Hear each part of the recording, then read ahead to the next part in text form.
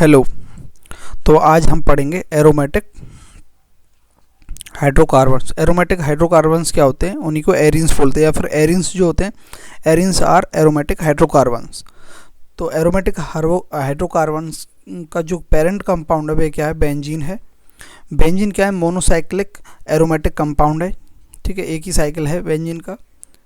ये बेंजीन है, देखो इसमें एक ही साइक्लिक है, ये साइक्लिक फॉर्म है, तो मोनोसाइक्लिक है। ठीक है, डिस्कवर्ड बाय हॉफमैन इन कोलतार में डिस्कवर किया था बेंजीन। बेंजीन का मॉलिक्यूलर फार्मूला है C6H6।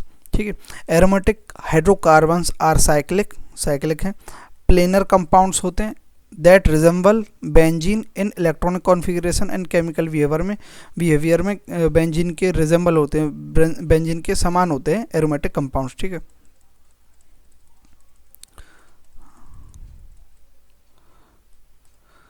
तो एरोमेटिसिटी क्या होती है, अगर किसी कंपाउंड में हमें देखना है कि ये एरोमेटिक है या फिर एंटी एरोमेटिक है या फिर नॉन एरोमेटिक है, तो उसमें कंडीशन क्या होंगी।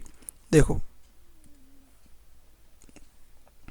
जैसे ये जो कंडीशन है वे अगर कंडीशन उसमें होंगी तो वह एरोमेटिक है। जैसे पोजेसिंग फॉलोइंग कैरेक्टरिस्टिक्स, एक तो होनी चाहिए प्लेनरिटी, यानी कि वह प्लेनर होना चाहिए, यानी कि sp2 हाइब्रिडाइजेशन होना चाहिए उसमें। 3 सिग्मा बॉन्ड हो और 0 लॉन पेयर हो तो भी sp2 हाइब्रिडाइजेशन है, और 2 सिग्मा बॉन्ड और 1 लॉन पेयर होगा तो भी sp2 हाइब्रिडाइजेशन है, तो sp2 हाइब्रिडाइजेशन होना चाहिए। दूसरा, वह कंपाउंड साइक्लिक होना चाहिए तभी वह एरोमेटिक होगा। प्लेनरिटी होनी चाहिए। ये सारी कंडीशन, चारों कंडीशन फॉलो होगी ना, तभी वह क्या होगा, एरोमेटिक होगा। और कॉन्जुगेशन होना चाहिए उसमें, तो कॉन्जुगेशन हमने 5 टाइप का पढ़ रखा है पहले। ठीक है, रेजोनेंस में, तो मतलब complete delocalisation of the pi electrons in ring के अंदर जो पाई इलेक्ट्रॉन्स है उनका डीलोकलाइजेशन कंप्लीटली होना चाहिए, उसी को कॉन्जुगेशन बोलते हैं। ठीक है, फॉलो हक्कल रूल्स, ये वेरी इंपॉर्टेंट है, फोर्थ वाला, क्योंकि वह जो एरोमेटिक कंपाउंड है वह हक्कल रूल को फॉलो करता है। मतलब हक्कल रूल का मतलब यहाँ ये है 4n+2 पाई, यानी कि पाई जो इलेक्ट्रॉन्स है उनका जो नंबर है वह ये है होना चाहिए 4n+2, यानी कि अगर एन की जगह अगर हम 0 रखेंगे तो क्या आएगा 2 पाई। तो पाई इलेक्ट्रॉन्स की जो संख्या होगी, जो नंबर होगा, वह कितना होगा एरोमेटिक कंपाउंड में, तो यहाँ हम निकालेंगे पाई हक्कल रूल से। यहाँ मैं लिख देता हूँ इसको। ठीक है, पाई इलेक्ट्रॉन्स इन एरोमेटिक ए। ठीक है, एरोमेटिक कितने होने चाहिए, एन की जगह अगर हम 0 रखेंगे यहाँ तो कितना आएगा 2। एन की जगह अगर 1 रखेंगे तो कितना आएगा 6। एन की जगह अगर 2 रखेंगे तो कितना आएगा 10। एन की जगह अगर हम 3 रखेंगे तो कितना आएगा 14। तो इतने नंबर ऑफ क्या होने चाहिए, पाई इलेक्ट्रॉन होने चाहिए। यानी कि किसी भी कंपाउंड में अगर 2 पाई इलेक्ट्रॉन हो, 6 पाई इलेक्ट्रॉन हो, 10 पाई इलेक्ट्रॉन हो या फिर 14 पाई इलेक्ट्रॉन हो, तब वह एरोमेटिक होगा। यानी कि ये सारी कंडीशन तो होनी चाहिए, प्लेनरिटी होनी चाहिए, साइक्लिक होना चाहिए, कॉन्जुगेशन होना चाहिए, और हक्कल रूल्स भी फॉलो करना चाहिए। मतलब कि 2, 6, 10, 14 ये क्या है, पाई इलेक्ट्रॉन्स होने चाहिए।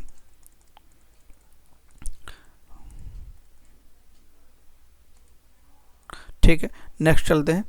अब देखते हैं एंटी एरोमेटिक। एंटी एरोमेटिक क्या होता है, उसमें प्लेनरिटी तो वह शो करेगा, ठीक है, जैसा एरोमेटिक में कर रहा है। साइक्लिक भी होना चाहिए और कॉन्जुगेशन भी होना चाहिए, लेकिन उसमें हक्कल रूल अगर वह फॉलो नहीं कर रहा है, वह क्या फॉलो कर रहा है, वह 4n पाई इलेक्ट्रॉन हो उसमें। 4n पाई इलेक्ट्रॉन मतलब यहाँ n की जगह अगर 1 रखेंगे तो 4 पाई इलेक्ट्रॉन्स, n की जगह अगर यहाँ 2 रखेंगे यहाँ तो 8 पाई इलेक्ट्रॉन, यहाँ 12 पाई इलेक्ट्रॉन, n की जगह अगर अब यहाँ 4 रखेंगे तो 16 पाई इलेक्ट्रॉन। तो ये नंबर ऑफ पाई इलेक्ट्रॉन्स अगर होंगे किसी कंपाउंड में तो वह क्या होगा, एंटी एरोमेटिक होगा। ये चारों कंडीशन फॉलो करेगा। और फोर्थ जो कंडीशन है उसमें ये वाली कंडीशन है, ये जो फर्स्ट सेकंड जो थर्ड कंडीशन है ऊपर वाली, ये तो एरोमेटिक में भी सेम है और एंटी एरोमेटिक में भी सेम है, लेकिन डिफरेंस क्या है, एंटी एरोमेटिक में वह 4n पाई इलेक्ट्रॉन शो करता है, और जो एरोमेटिक कंपाउंड है उसके अंदर 4n+2 पाई इलेक्ट्रॉन शो करता है वह कंपाउंड। अगर ये जो 3 कंडीशन है, प्लेनरिटी, साइक्लिक और कॉन्जुगेशन, इनमें से एक भी कंडीशन अगर फेल होती है, ठीक है, तो वह कंपाउंड क्या होगा, नॉन एरोमेटिक होगा। तो ये तो हम समझ गए कि एरोमेटिक, एंटी एरोमेटिक और ये नॉन एरोमेटिक।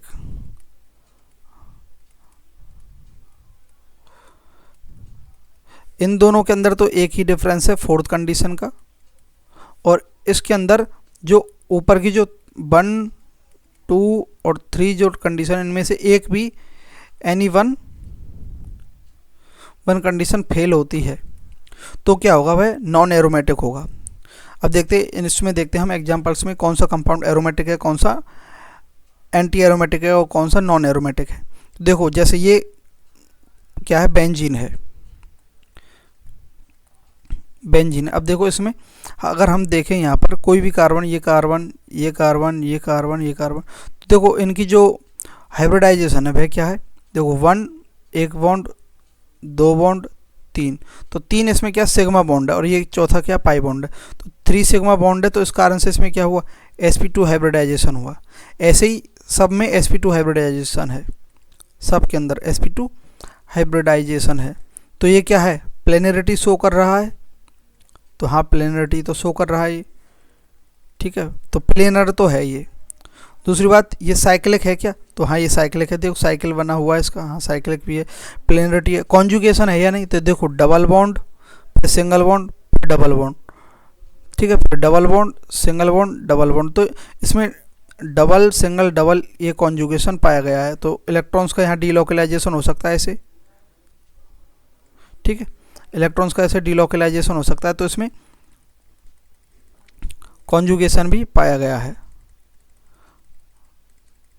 sp2 हाइब्रिडाइजेशन है, sp2 हाइब्रिडाइजेशन है, साइक्लिक भी है, कॉन्जुगेशन भी है, ठीक है। तो अब लास्ट जो है फोर्थ रूल क्या है कि 4n+2 पाई इलेक्ट्रॉन होने चाहिए। तो इसमें कितने पाई इलेक्ट्रॉन है, देखो पाई बॉन्ड गिनते हैं हम यहाँ, 1 2 3 पाई बॉन्ड इलेक्ट्रॉन है, तो 3 पाई बॉन्ड है, तो उसके इलेक्ट्रॉन कितने हुए, 3 पाई इलेक्ट्रॉन है, 3 पाई बॉन्ड है, तो एक पाई बॉन्ड में कितने इलेक्ट्रॉन होते, 2, तो 3 2 6 पाई इलेक्ट्रॉन्स हुए, इसमें 6 पाई इलेक्ट्रॉन हुए। तो देखो 4n+2 पाई, तो ये कंडीशन आ रही है या नहीं, अगर n की जगह अगर यहाँ 1 रखते हैं हम तो कितने पाई इलेक्ट्रॉन आते हैं, 6 पाई इलेक्ट्रॉन, तो 6 पाई इलेक्ट्रॉन हक्कल रूल फॉलो कर रहा है। और या फिर हम अगर डायरेक्ट भी ये नंबर याद रखें, 2 6 10 14, 2 6 10 14, अगर ये नंबर आता है तो वह क्या है, एरोमेटिक होगा। ये सारी कंडीशन शो करेंगे, तो ये हक्कल रूल होता है, ठीक है। अब देखते हैं दूसरा कंपाउंड, ये रहा, इसमें क्या है, देखो यहाँ नेगेटिव चार्ज है, मतलब यहाँ डबल लॉन पेयर है यहाँ, तो देखो ये साइक्लिक है, हाँ। अब देखो इसमें ये प्लेनर है या नहीं, तो देखो यहाँ पर हाइब्रिडाइजेशन क्या हुआ, तो 1 2 3 तो इसमें सिग्मा बॉन्ड है, ठीक है, और एक लॉन पेयर, 3 सिग्मा और एक लॉन पेयर है, तो इसमें हाइब्रिडाइजेशन क्या होगा, sp3 हो जाएगा। तो ये प्लेनर नहीं है, नॉट प्लेनर, प्लेनर नहीं है, तो ये क्या होगा, प्लेनर ही नहीं है इसमें, तो ये नॉन एरोमेटिक होगा। क्या होगा ये, नॉन नहीं, एक मिनट, इसका हाइब्रिडाइजेशन अगर देखेंगे हम, दोबारा देखते हैं, देखो 1 2 3 सिग्मा है और एक लॉन पेयर है, तो हाँ इसमें तो ये क्या है, 3 सिग्मा एक लॉन पेयर, तो ये क्या है, sp3 तो हुआ, 3 सिग्मा है और एक लॉन पेयर है, तो इसमें क्या है होगा, ये नॉन एरोमेटिक होगा, ये Na मतलब नॉन एरोमेटिक होगा, ठीक है, ऐसे लिखेंगे इसको। नेक्स्ट देखते हैं ये वाला, इसमें देखो यहाँ पर क्या है, 3 सिग्मा है, 1 2 3, और यहाँ प्लस चार्ज है, मतलब यहाँ बैक एंड है, तो ये क्या sp2 हाइब्रिडाइजेशन है इसमें, और इसमें भी sp2 हाइब्रिडाइजेशन है, ये भी sp2 हाइब्रिडाइजेशन है, तो ये क्या है, तो ये क्या हुआ, ये प्लेनरिटी तो शो कर रहा है। दूसरा ये साइक्लिक है, हाँ साइक्लिक भी है। तीसरा इसमें देखो हक्कल रूल फॉलो हो रहा है या नहीं, कॉन्जुगेशन है या नहीं, तो देखो कॉन्जुगेशन है, यहाँ डबल बॉन्ड, यहाँ सिंगल बॉन्ड, यहाँ प्लस चार्ज, तो कॉन्जुगेशन भी है इसमें।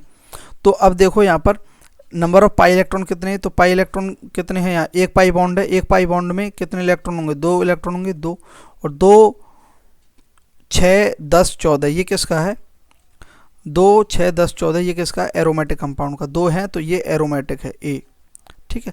अब ये देखते हैं ये वाला कंपाउंड, इसके अंदर देखते हैं, इसमें क्या है देखो, डबल ये साइक्लिक है, प्लेनर है या नहीं, तो देखो इसकी ये इसका जो हाइब्रिडाइजेशन है कितना होगा 1 2 3, तो sp2 हाइब्रिडाइजेशन इसका भी है, इसका भी sp2 है और इसका भी sp2 है। 1 2 दो दो तो इसके अंदर क्या है सिग्मा बॉन्ड है, और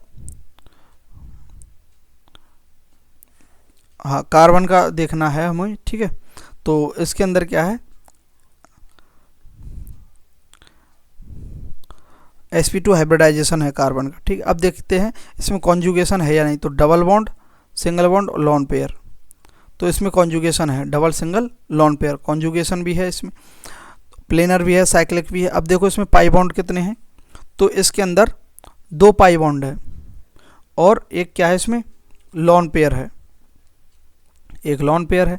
तो 2 पाई बॉन्ड के कितने इलेक्ट्रॉन हुए, पाई इलेक्ट्रॉन, 4 इलेक्ट्रॉन तो इनके हो गए। और ये जो लॉन पेयर है ये कॉन्जुगेशन में पार्टिसिपेट हो रहा है, तो इसके भी इलेक्ट्रॉन काउंट होंगे। यहाँ पाई बॉन्ड से मतलब है पाई बॉन्ड इलेक्ट्रॉन जो है, एक तो पाई बॉन्ड के जो डीलोकलाइज हो सकते हैं और जो लॉन पेयर हैं उसके भी इलेक्ट्रॉन काउंट होंगे। तो यहाँ पर टोटल 6 इलेक्ट्रॉन हुए, तो 6 इलेक्ट्रॉन होने के कारण ये क्या है एरोमेटिक कंपाउंड है, ठीक है। नेक्स्ट है ये वाला कंपाउंड। अब देखो इसका जो ये sp2 है, ये भी sp2 है, लेकिन डबल सिंगल यहाँ पर क्या नहीं पाया जा रहा है, कॉन्जुगेशन नहीं पाया जा रहा है, तो ये नॉन एरोमेटिक है।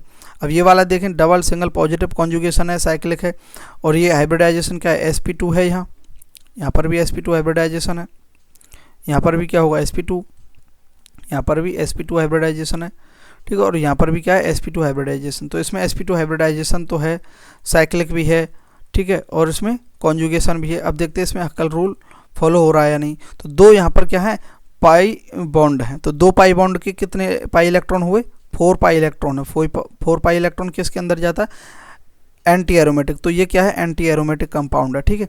अब ये वाला देखते हैं, इसमें क्या है, इसमें वही कंडीशन है sp2 हाइब्रिडाइजेशन है, लेकिन यहाँ क्या है लॉन पेयर है एक्स्ट्रा, तो डबल सिंगल लॉन पेयर, इसमें कॉन्जुगेशन है, ठीक है, इसमें कॉन्जुगेशन भी है। और इसमें पाई बॉन्ड इलेक्ट्रॉन कितने हैं 2 और 2 4 और ये 2 6 लॉन पेयर वाले, तो 6 पाई इलेक्ट्रॉन है, 6 पाई इलेक्ट्रॉन है, तो ये क्या है एरोमेटिक होगा। अब ये वाला कंपाउंड देखिए, इसमें देखो sp2 हाइब्रिडाइजेशन है, कार्बन का देखना है वो हाइब्रिडाइजेशन, ठीक है, प्लेनरिटी sp2 है, sp2 है, ये भी sp2 है। अब देखो इसमें क्या है डबल सिंगल लॉन पेयर, ये कॉन्जुगेशन में आ रहा है ये वाला लॉन पेयर, ठीक है। तो इसके अंदर कितने पाई बॉन्ड इलेक्ट्रॉन है, तो 2 और 2 4 और 2 6 पाई इलेक्ट्रॉन है, तो ये एरोमेटिक होगा।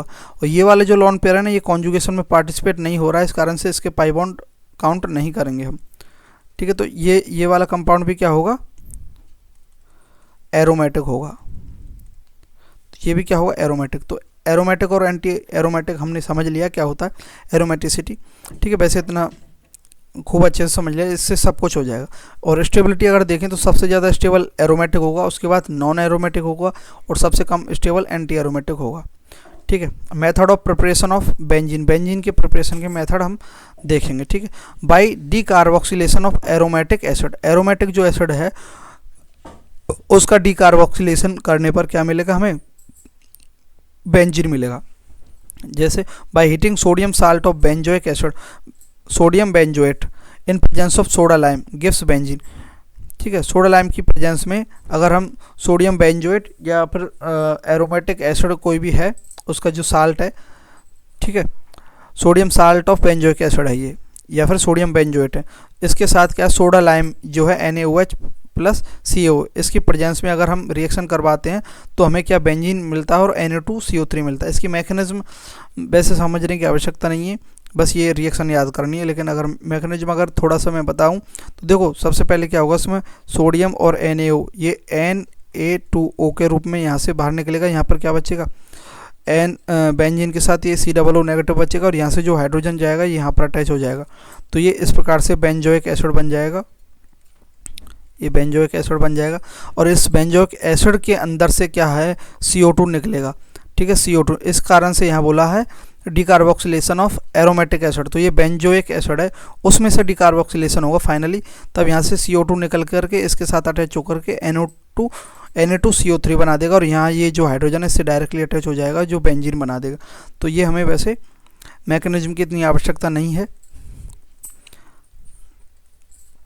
लेकिन ये रिएक्शन हमें ऐसे डायरेक्टली याद रखनी है। ठीक है, नेक्स्ट चलते हैं। By reduction of phenol, phenol के रिडक्शन करने पर कैसे बनती है? By phenol is heated with zinc powder it gives benzene. जब बेंजीन देती है, जब फिनॉल को हम जिंक पाउडर के साथ हीट करते हैं तब क्या मिलता है हमें? बेंजीन। तो देखो हीट करने पर हमें क्या मिल रहा है? बेंजीन मिल रहा है। देखो हीट करेंगे तो ZNO के रूप में बाहर निकल जाएगा और यहाँ पर जो ये ऑक्सीजन है ना, जिंक के साथ मिल करके ZNO बना लेगा, जिंक ऑक्साइड, और यहाँ पर क्या बन जाएगा? बेंजीन। तो ये फिनॉल से क्या बन गया? बेंजीन बन गया। मैकेनिज्म के अंदर नहीं जाना हमें, बस ये रिएक्शन मालूम होना चाहिए कि फिनॉल से जो है हम बेंजीन कैसे बनाएंगे? जिंक के साथ हीट करने पर फिनॉल से बेंजीन बन जाएगी। When phenol is reduced by H2 in presence of molybdenum oxide it gives benzene. और फिनॉल क्या है? अगर रिड्यूज होती है, यहाँ पर तो फिनॉल क्या है यहाँ पर भी फिनॉल क्या हो रही है? रिड्यूज हो रही है, लेकिन जिंक पाउडर के साथ हीट करने पर बन रहा है। ठीक है, हीट करने पर। और लेकिन यहाँ पर क्या, अगर H2 के साथ हाइड्रोजन से अगर हम फिनॉल को रिड्यूज करवाएं तो मोलिब्डेनम ऑक्साइड के प्रेजेंस में अगर करवाएंगे तब हमें बेंजीन मिलेगा। तो C6H5OH ये फिनॉल है, प्लस H2 ये क्या? हाइड्रोजन है। हाइड्रोजन से अगर हम इसे फिनॉल को रिड्यूज करवाएंगे तो किसकी प्रेजेंस में रिड्यूज होगी फिनॉल? मोलिब्डेनम ऑक्साइड की प्रेजेंस में। तो ये स्टेटमेंट, ये रिएक्शन याद रखनी है। स्टेटमेंट मैंने लिख रखा है साथ में ताकि याद रहे, ताकि आप इन नोट्स को भी पढ़ें तो डायरेक्टली आपको मालूम पड़ जाए। अब देखो, by cyclic trimerisation of ethyne benzene is obtain. हमने इथाइन में पढ़ा था कि इथाइन की अगर हम केमिकल रिएक्शन देखें तो पॉलीमराइजेशन करवाते हैं, तब पॉलीमराइजेशन में आपने पढ़ा होगा, तब इथाइन से क्या बनता है? बेंजीन बनता है इथाइन के ट्राइमराइजेशन से। ठीक है। तो देखो नेक्स्ट देखते हैं। By hydrolysis of benzene sulphonic acid, by hydrolysis of benzene sulphonic acid, benzene sulphonic acid का जब हाइड्रोलाइसिस करेंगे तब हमें क्या मिलेगा? Benzene. By hydrolysis of benzene sulphonic acid in presence of dilute HCl। तो यहाँ पर क्या आ जाएगा? Dilute HCl। यहाँ डाइल्यूट HCl के प्रेजेंस में अगर ये जो है बेंजीन सल्फोनिक एसिड है ना, उसका अगर हाइड्रोलाइसिस करवाते हैं, हाइड्रोलाइसिस मतलब वाटर की प्रेजेंस में उसको ब्रेक करवाते हैं बॉन्ड को, ये बॉन्ड ब्रेक होगा तो ये वाटर किस में टूटता है? हमेशा H+ और OH नेगेटिव में। तो क्या होगा इसमें? तो यहाँ अगर ब्रेक करेंगे तो यहाँ से जो हाइड्रोजन है वह कहाँ चले जाएगी? इसके पास। और OH कहाँ चले जाएगा? SO3 के पास। तो यहाँ क्या बनेगा? H2SO4 बनेगा। ठीक है, क्योंकि एक यहाँ से जो हाइड्रोजन है, ये वाली हाइड्रोजन जाएगी, सॉरी, बेंजीन के पास। एक मिनट क्लियर कर देता हूँ। तो जो इसमें क्या है, हाइड्रोलाइसिस होगा इन प्रेजेंस ऑफ वाटर, ये H+ और OH नेगेटिव के रूप में टूटता है वाटर। तो देखो ये टूटेगा तो H+ तो कहाँ जाएगा? इसके पास। ठीक है, और जो OH कहाँ जाएगा? इसके पास जाएगा, OH जाएगा। तो यहाँ पर 2 OH हो गए और 4 ऑक्सीजन हो जाएंगे, तो H2SO4 बनेगा और बेंजीन बनेगा। तो ये क्या है? Hydrolysis of benzene sulphonic acid in presence of dilute HCl। Hydrochloric acid के प्रेजेंस में अगर होता है तो बेंजीन मिलता है, ये भी याद रखना है। Hydrolysis of benzene sulphonic acid in presence of dilute HCl।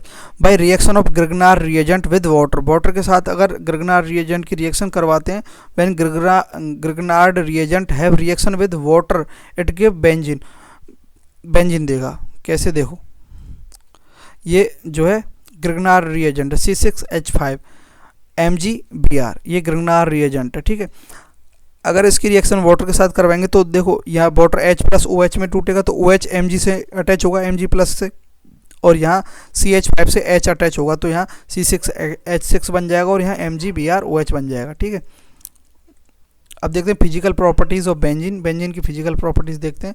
तो बेंजीन क्या होता है? कलरलेस लिक्विड होता है। विद स्पेसिफिक ऑर्डर, एक जो इसकी जो गंध है एक स्पेसिफिक होती है, विशिष्ट होती है। बॉइलिंग पॉइंट 80 डिग्री सेंटीग्रेड होता है बेंजीन का। लाइटर देन वाटर होता है, इनसॉल्युबल इन वाटर में होता है। Soluble in organic solvent, burn with smoky film, smoky film के साथ बर्न होता है बेंजीन, ठीक है। ये कंडीशंस हैं सारी फिजिकल प्रॉपर्टीज है बेंजीन की। अब देखते हैं chemical properties of benzene. Benzene की केमिकल प्रॉपर्टीज देखते हैं। मेनली एरोमेटिक हाइड्रोकार्बन्स हैं, गिव्स इलेक्ट्रोफिलिक सब्स्टिट्यूशन रिएक्शन, ठीक है। जितने भी हाइड्रोकार्बन हैं एरोमेटिक वो इलेक्ट्रोफिलिक सब्स्टिट्यूशन रिएक्शन शो करते हैं, लेकिन in specific condition these give addition, oxidation and thermal decomposition. Special condition में ये एडिशन भी शो करते हैं, ऑक्सीडेशन भी और थर्मल डिकम्पोजिशन भी शो करते हैं, लेकिन मैक्सिमम जो हाइड्रोकार्बन है एरोमेटिक हाइड्रोकार्बन है वो इलेक्ट्रोफिलिक सब्स्टिट्यूशन रिएक्शन ही शो करते हैं। अब देखते हैं electrophilic substitution reaction of benzene. Benzene की देखते हैं इलेक्ट्रोफिलिक सब्स्टिट्यूशन रिएक्शन देखते हैं। Nitration by reaction of benzene with HNO3, nitric acid के साथ अगर बेंजीन की रिएक्शन करवाते तो बेंजीन क्या बनाता है, नाइट्रोबेंजीन बनाता है। देखो कैसे, देखो ये बेंजीन है, बेंजीन की रिएक्शन HNO3 के साथ करवाएंगे तो HNO3 किस में टूटेगा, HO प्लस NO2। तो यहाँ पर क्या NO2 क्या है, कहाँ पर अटैच हो जाएगा, बेंजीन पर, तो ये क्या बन जाएगा NO2 बेंजीन, और यहाँ से क्या हाइड्रोजन रिमूव हो जाएगा, H प्लस के रूप में हाइड्रोजन रिमूव होगा। तो यहाँ क्या है, और ये O नेगेटिव और NO2 प्लस में टूटता है तो H पॉजिटिव यहाँ से निकलेगा। तो यहाँ पर क्या है, ये H पॉजिटिव OH नेगेटिव से जुड़ करके वाटर बना देगा, और ये NO2 जो है यहाँ पर जा करके बॉन्ड बनाकर NO2 बना लेगा। तो ये क्या बन जाएगा, नाइट्रोबेंजीन बन जाएगा। नाइट्रोबेंजीन, ये क्या है, नाइट्रोबेंजीन है।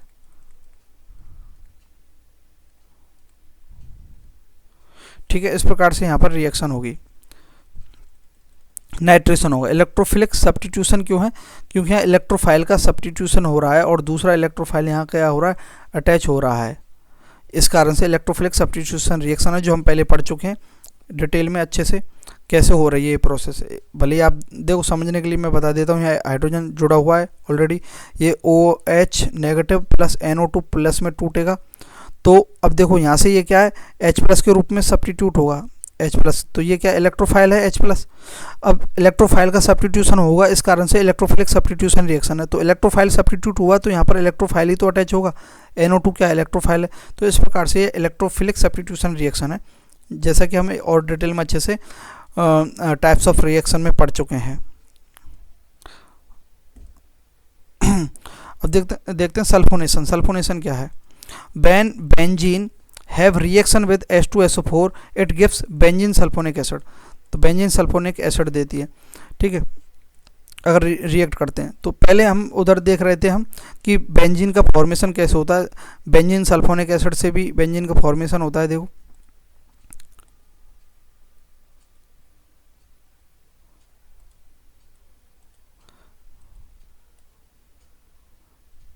बेंजीन सल्फोनिक एसिड है, ये यहाँ पर SO3H वाटर के साथ हाइड्रोलाइसिस होगा डाइल्यूट HCl की प्रेजेंस में, और यहाँ पर क्या हो रहा है,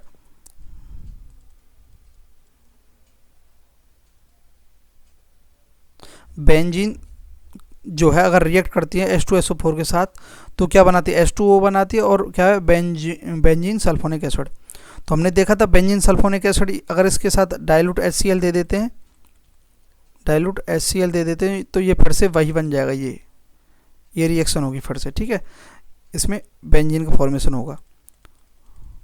ये अगर हम आराम से पढ़ेंगे तो ये अच्छे से समझ में आएगा, और बार बार पढ़ने पर ही ये अच्छे से माइंड में रहेगा, ठीक है। इसका एक बार रिवाइज भी कर देंगे हम पूरी ऑर्गेनिक केमिस्ट्री का, ठीक है। तो बेंजीन सल्फोनिक एसिड से हम बेंजीन में अगर H2SO4 मिलाते हैं 533 केल्विन टेम्परेचर पर तो बेंजीन सल्फोनिक एसिड बनता है प्लस H2O रिमूव होता है, ठीक है। अगला है हेलोजिनेशन।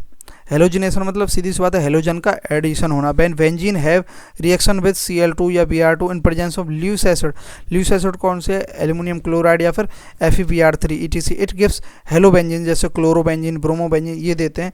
तो ये कैसे देते हैं, हेलोजिनेशन सीधी सी बात है हेलोजन जोड़ना किस पर, बेंजीन पर, इन प्रेजेंस ऑफ, ये बात याद रखनी है, ल्यूस एसिड की प्रेजेंस में बेंजीन पर हेलोजन का एडिशन होना। जैसे ये बेंजीन है और ये क्लोरीन है, क्लोराइड Cl2, तो एनहाइड्रस, एनहाइड्रस मतलब इसमें वाटर नहीं है, निर्जल है, AlCl3 एल्युमिनियम क्लोराइड। इसकी प्रेजेंस में क्या है, यहाँ पर क्या होगा, हेलोजिनेशन होगा। यहाँ क्लोरीन, यहाँ से हाइड्रोजन H+ रिमूव होगा और यहाँ से Cl नेगेटिव यहाँ पर अटैच हो जाएगा, Cl+ यहाँ पर अटैक हो जाएगा और Cl यहाँ Cl नेगेटिव और Cl पॉजिटिव में टूटेगा, तो Cl पॉजिटिव वहाँ अटैक करेगा और Cl नेगेटिव इस H के साथ मिलकर के HCl बना देगा।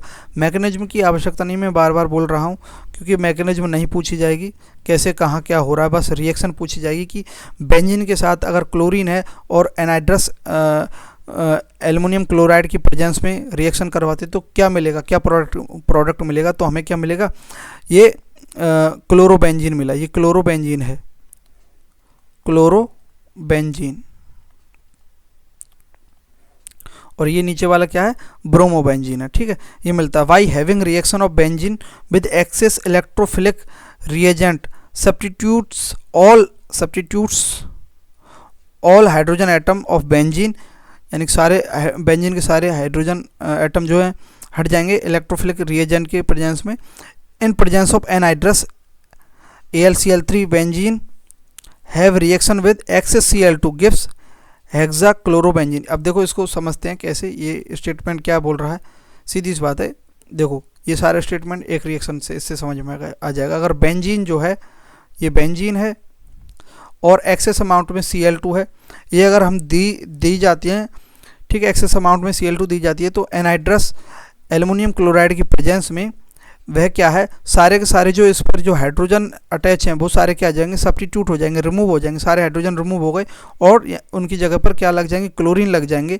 तो उस कारण से जो स्ट्रक्चर बनेगी वह क्या बनेगी, हेक्साक्लोरोबेंजीन बनेगी। बस यही वो रिएक्शन बोल रही है। ये रिएक्शन याद रखनी कि ये कैसे बनेगा, हेक्साक्लोरोबेंजीन किससे बन रहा है, बेंजीन पर एक्सेस अमाउंट में क्लोरीन अगर हम देते हैं इन presence of anhydrous aluminium chloride की प्रेजेंस में देते हैं तो हेक्साक्लोरोबेंजीन बनता है प्लस 6 HCl बन जाते हैं, ठीक है। नेक्स्ट देखते हैं फ्रीडल-क्राफ्ट रिएक्शन। फ्रीडल-क्राफ्ट रिएक्शन दो टाइप की होती है, एक तो होता है एल्काइलेशन और एक होता है एसाइलेशन या फिर एसिटाइलेशन, दोनों बोले जाते हैं, एल्काइलेशन या फिर एसिटाइलेशन। एल्काइलेशन में क्या होता है, एल्काइल का जुड़ना, एल्काइल ग्रुप का बेंजीन से जुड़ जाना, सीधी सी बात है। Benzene have reaction with alkyl halide, alkyl halide के साथ अगर बेंजीन रिएक्शन करती है तब इट गिव्स एल्काइल बेंजीन, तब क्या मिलता है हमें प्रोडक्ट, एल्काइल बेंजीन। और जब by reaction of benzene with acetyl chloride, यहाँ पर क्या एल्काइल हैलाइड यानी कि एल्काइल हैलाइड का मतलब हो गया यहाँ मिथाइल क्लोराइड, मिथाइल ब्रोमाइड या फिर इथाइल ब्रोमाइड, इथाइल क्लोराइड हो गया, और एसिटाइल क्लोराइड या फिर एसिटाइल हैलाइड भी बोल सकते हैं। तो by reaction of benzene with acetyl chloride gives acyl benzene, तो यहाँ पर एसाइल बेंजीन मिलेगी और यहाँ पर क्या मिलेगी, एल्काइल बेंजीन मिलेगी। तो वो कैसे, देखो एल्काइलेशन, ये क्या है, ये कौन सी रिएक्शन है, ये क्या है, एल्काइलेशन हो रही है, इसमें एल्काइलेशन हो रहा है, यहाँ एल्काइलेशन हो, इसमें क्या है, एल्काइल हैलाइड है, ये क्या है, एल्काइल हैलाइड है, यानी कि मिथाइल क्लोराइड है, मिथाइल क्लोराइड है, क्लोराइड यानी कि एल्काइल हैलाइड, ठीक है। तो इसकी रिएक्शन करवाएंगे तो इसमें क्या है, यहाँ से H+ रिमूव हो जाएगा और यहाँ CH3+ जो है यहाँ जाकर ऐड हो जाएगा और यहाँ HCl मिल करके रिमूव हो जाएगा HCl, तो यहाँ क्या बन गया, ये मिथाइल बेंजीन बन गया, यानी कि एल्काइल बेंजीन बन गया, इसे टॉलिन भी बोलते हैं। तो यहाँ ये क्या हो रहा है, एल्काइलेशन हो रहा है, तो ये एल्काइलेशन है। ये किस में हो रहा है, in presence of anhydrous aluminium chloride की प्रेजेंस में हो रहा है ये। दूसरा है एसाइलेशन या फिर एसिटाइलेशन, तो इसमें क्या है, ये क्या एसिटाइल क्लोराइड है, एसिटाइल क्लोराइड में जो है यहाँ से हाइड्रोजन रिमूव होगा तो वह किससे अटैच होगा, क्लोरीन से अटैच होगा, और ये जो कंपाउंड है ये कहाँ पर अटैच हो जाएगा, यहाँ पर बेंजीन से। तो देखो ये कार्बन डबल बॉन्ड OCH3 ये बेंजीन से अटैच हो गया और HCl रिमूव हो गए, ये क्या एसिटाइलेशन है। तो एल्काइलेशन और एसिटाइलेशन दो रिएक्शन है, ये फ्रीडल-क्राफ्ट रिएक्शन है। ये क्या है, फ्रीडल-क्राफ्ट रिएक्शन है।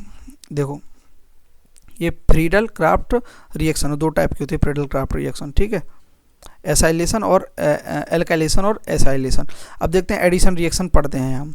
एडिशन रिएक्शन हाइड्रोजिनेशन, यानी कि हाइड्रोजन का ऐड होना और जब हाइड्रोजनेशन होगा, हाइड्रोजन ऐड होकर के बेंजीन को किस में कन्वर्ट कर रहा है, ये हम केमिकल रिएक्शन ही तो पढ़ रहे हैं बेंजीन की। फॉर्मेशन ऑफ बेंजीन तो हमने पढ़ लिया, तो अब बेंजीन के अंदर कौन कौन से कंपाउंड डालने पर क्या क्या रिएक्शन होती है वो देख रहे हैं, ठीक है।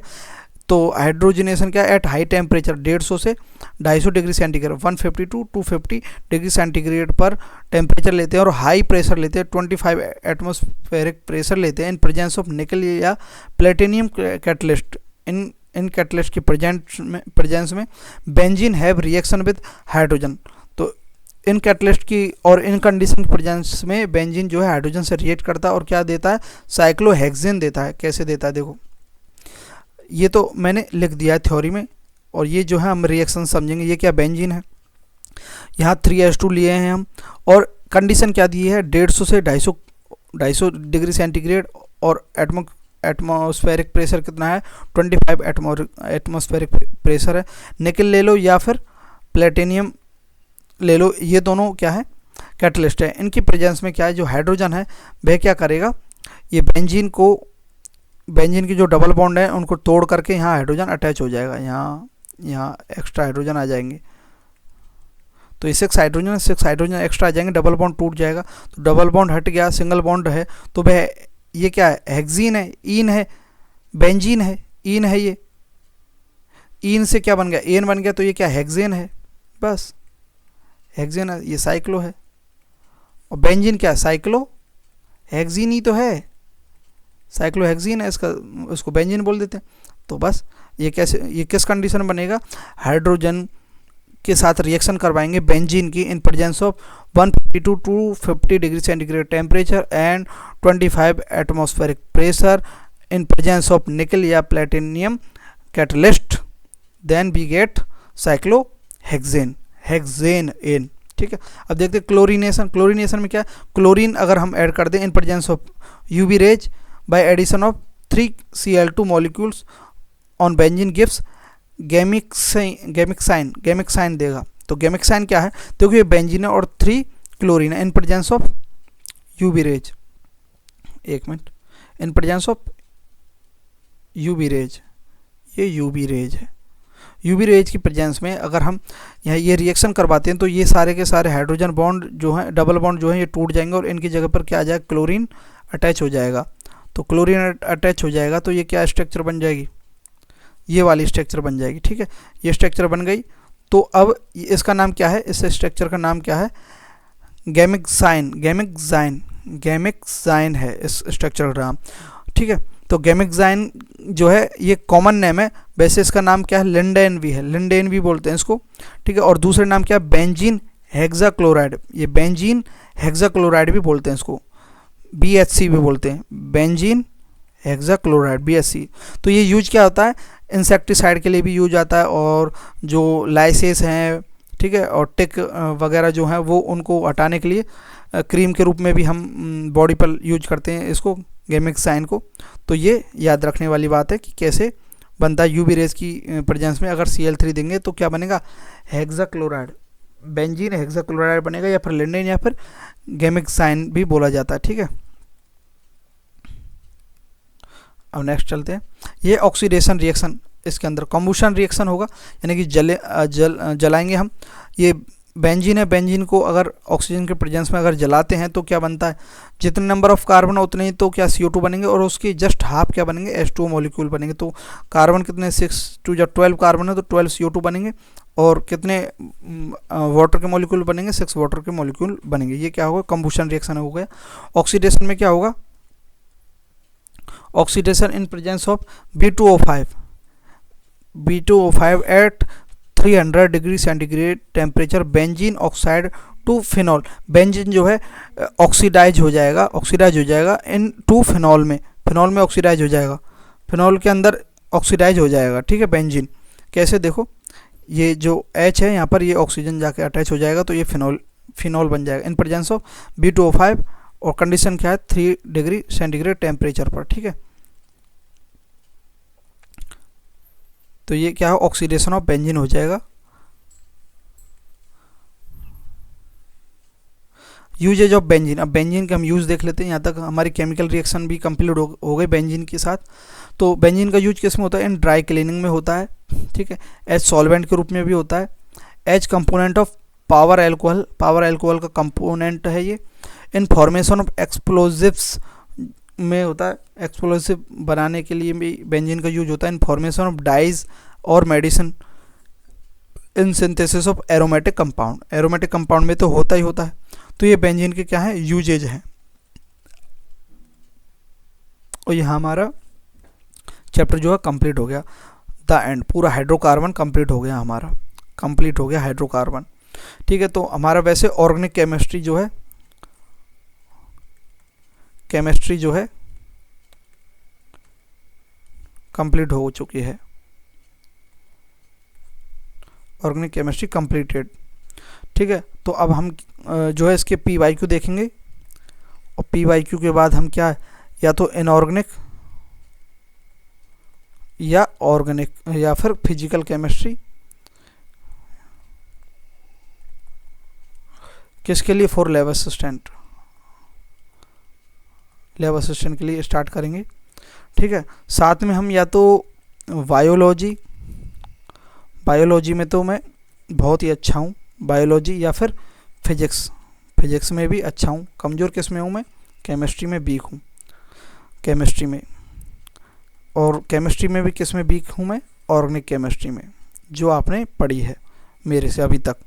तो जिसमें मैं वीक हूँ वो मैंने ऐसी पढ़ाई है, तो सोचो जिसमें मैं मास्टर हूँ, बायोलॉजी और फिजिक्स में तो मैं मास्टर हूँ, और इनऑर्गेनिक में तो बहुत ही अच्छा हूँ मैं, और फिजिकल में भी अच्छा हूँ। बस ये ऑर्गेनिक केमिस्ट्री में कमज़ोर हूँ, तो ये देख लीजिए। लेकिन हाँ, लैब असिस्टेंट के लिए, इनके लिए काफ़ी है। मैं और इम्प्रूवमेंट कर रहा हूँ, सीखते रहना चाहिए हमेशा। तो सीख रहा हूँ मैं, हमेशा सीखता रहूँगा, जीवन भर, जीवन पर्यंत सीखते रहना चाहिए। जो सीखता है वही जीता है। Thank you. फिर से चैनल को सब्सक्राइब कर लें, लाइक कर लें, कमेंट कर दें, जो भी कुछ समझ में आ रहा है, नहीं आ रहा है, कुछ तो बताएं। Thank you very much.